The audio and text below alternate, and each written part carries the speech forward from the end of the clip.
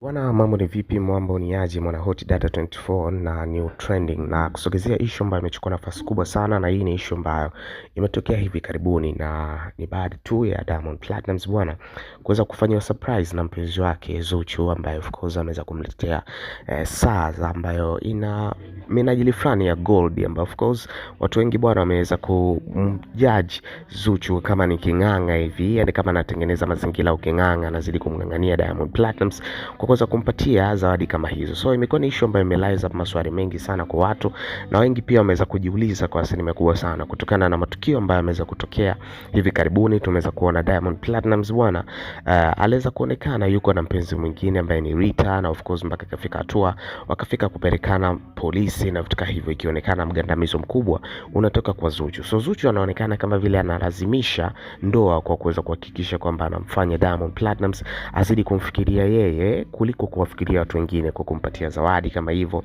na vitu hizo. So ni issue ambayo imechukua nafasi kubwa sana kwenye mitandao ya kijamii na inazidi kwenda viral kwa asilimia kubwa sana mpaka hivi sasa. So kwa upande wako unaona vipi? Zuchu anatumia nafasi hiyo kuendelea mtengeneza Diamond Platnumz ajaye kwenye mfumo wake au imekaaje? So comment hapo chini, na mwisho siku utaweza kupita na kutengeneza video nyingine mpya ambayo tutakuja na update zaidi kuhusiana na issue hizi ambazo Diamond Platnumz zimezidi kumgusa kabisa direct.